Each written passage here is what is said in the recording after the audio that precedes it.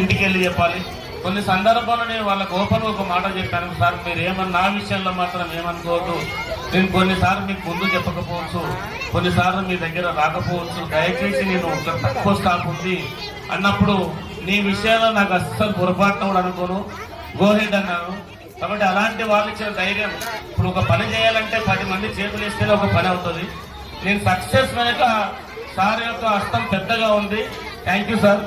ఎందుకంటే ప్రతి క్షణం ఈ ప్రాంతంలో సార్ ఒక స్కూల్ స్థాపించారు, సురభి స్కూల్. మన దగ్గర పాత ఫర్నిచర్ ఉందంటే కూడా సార్ నేను మాడిఫై చేస్తాను.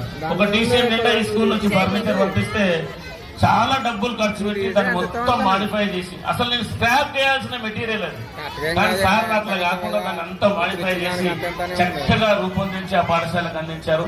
విద్య పట్ల వారికి ఉన్న అంకిత భావాన్ని ఈ సందర్భంగా గుర్తు చేసుకుంటూ, ఎంతో సౌమ్యంగా తన యొక్క స్థాయి ఎంత ఉన్నా కూడా కిందికి దిగి 4 మెట్లు దిగైనా హక్కున చేర్చుకొని ఆదరించి పాఠశాల అభివృద్ధి కృషి చేస్తున్నటువంటి మన కార్పొరేటర్ గారు ఎంతో గొప్ప విషయం, గొప్ప మనసున్నవారు.